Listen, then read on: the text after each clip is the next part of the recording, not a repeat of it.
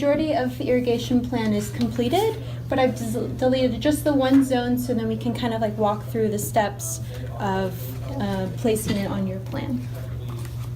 First of all, you would use your data sheets to input all of the information that you need. So you would go to your manager and you have all of these options. So if you look at the last sheet in your packet, so you see how the source data, and depending on what the job site has, you would have it on your data sheet and then you would choose, this case we have a 2-inch well, so it's a custom in that sense, but sometimes we work with meter size, so you could change it to whatever you want, and then you would need to know the service line size, etc. If there is an elevation change, you might want to put that in. It does make a difference.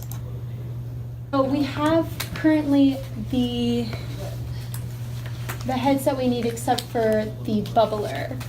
So if you refer back to the Excel sheet, we need a Rainbird bubbler with the 1800 model and the 13 AF flood. When you've inputted everything you have in your manager and you're ready to start placing your heads, you're going to hit Show Components and you get a much more detailed options for your placement. So if you look at, this is where the actual drawings come in hand. You're going to want the Rainbird 1812 PA 80.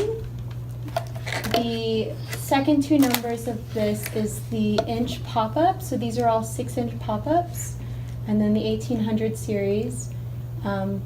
This number right here, the 10, the 12, these are the foot of the radius spray, and then actually in the back of your setup sheet there's an acronym glossary, so if you ever wonder like what does the EST mean, what does the CST mean, you know, it's just an easy access point for information.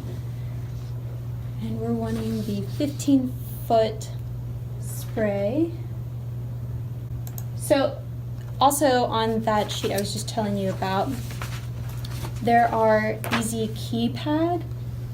So I typically choose always to go, I start with the full, and I'll show you why. So I'm going to hit place, and currently my nozzle is at a full spray, but you can use tab on your keyboard and it changes down to 3/4, half, thirds, quarter, whatever you might need, and say, okay, I missed my opportunity to do a half. You can hit space bar, takes back to manager, place it again, and now I want some halves. So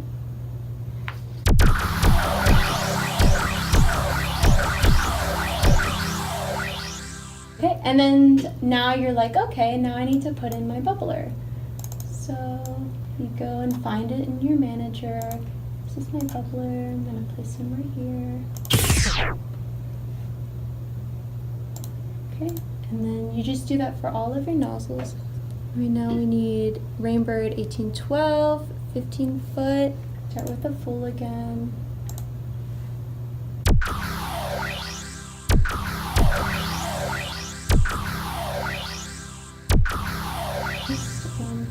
For the full spray, for the full nozzles in the middle, I need 1806, 15-foot.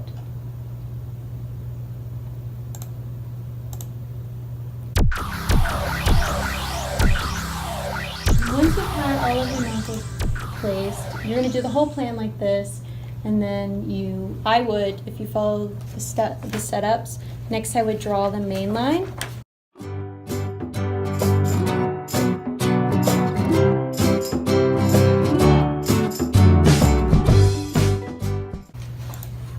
So you go down here, draw a mainline pipe, do it however you want. I've already done it in this plan just out of convenience to make things a little bit quicker, but you would go and place it, do a loop, however you want. And then next I would place the valves. So go back to the manager. So I would place the valves next after I've drawn my main line. So we want 2-inch valves on this plan. So what you can do when you're placing the valves, if you want it directly on the line, like this one is right here, you can just click the line, and it'll actually make a junction in the line, and now your valve is connected automatically. But say you want, for visual purposes, you want it off the line, and you just, for clarity, you can hit it right there. Okay, once you have your valve placed, then you're going to draw your lateral lines. So you go to draw lateral piping. And so a thing with this that's tricky is sometimes it's hard to tell if you selected the nozzle correctly or if you selected like an outer space area. And so I've actually included some little tips for how you can decipher the differences. So when you hit yellow, you've actually selected the head or the valve. So look, that's magenta. So you know, oh, I didn't actually get it. But if you get yellow,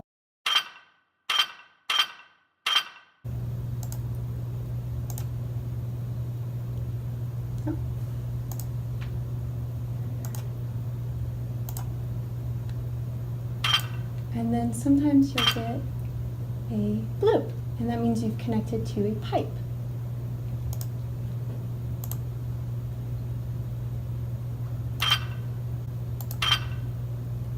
So you can always do your zoning differently, however you want. This is just how you just tell if you've got all of the nozzles. Okay, so then once you've drawn your laterals, you're going to verify them. Go to irrigation, hit verify. Oh, missed one. Highlight in green. Takes you to where it is. You're like, okay, gotta draw a lateral pipe. There, and we'll just connect them there. Let's try it again, see if we missed any more. Oh, we're good to go. I have to draw the main line first. So you draw laterals from the valve to all of your heads, but then you draw a mainline pipe from the main line to the valve. All right, now we're going to size that zone. So you're going to size lateral pipe, and you're going to select your valve. And then this is where that second data sheet comes in. You'll need to know the maximum velocity, the fittings factor, which is a typical 10%. It will not work if the actual velocity is different than the maximum velocity. All right, and you'll hit OK. And it automatically sizes all the piping for you. All right, next I would, after I've done that to every zone, all of the valves, I'm going to size the main line. You just do the same thing. You go to size mainline pipe. And you don't have to click anything this time. It just does the whole site. If you're supposed to have a 1 1/4 inch loop, you'll just make sure that this, if you change the velocity, it changes what your sizes for the pipe is. If you want multiple valves at one time, all of these things will be in your data sheet. So OK. And it goes ahead and sizes your main line for you. And then this is a critical analysis. Say you don't want any larger loss for fittings or mainline, you'll be able to tell immediately if something's wrong or you need to like rezone areas. The one thing that I recommend when choosing for the sprays is hit by nozzle, do not do by group, because if you do by group, your schedule will include even nozzles that you didn't place on your plan. Say the series has a 3/4 spray, but you didn't actually place it on your plan, it'll show up in your schedule. So do by nozzle, and it'll only include the ones you actually used in your plan. And then if you know what you're looking for, you can generate a critical analysis. It just gives you more information to make sure that you have an efficient irrigation plan. Okay, and then my personal favorite part of this software, to check the efficiency of your design.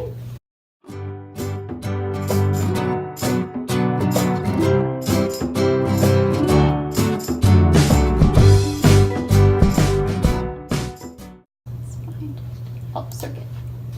So if you want to see how well all of the zones in your plan are getting water, you can do this. You hit all sprays, uniformity, and you go around and you select all of the valves in your plan. But we're just going to select this area because we've been focusing on it. Once you've selected all the valves, you hit enter, and then it'll generate color zones. And if you look at your cheat sheet again, it tells you what the colors mean. The final product will look like. So the hotter the color is, the more water that area is getting. So the red is covered by 5 heads, the blue is covered by 1. And so say you're looking over here at this area and you see like, oh, there's a good portion that's only getting 1 head sprayed to it. You can redesign it if you want to, or since it's like on the edge of the property line, maybe you think it doesn't need any extra water, but say like the plantings in this area require constant like wet feet, like you can make sure that they're getting it that way. But yeah, that's my favorite part. And then the acronym glossary just really helps with the nozzle head deciphering. Did you have any questions?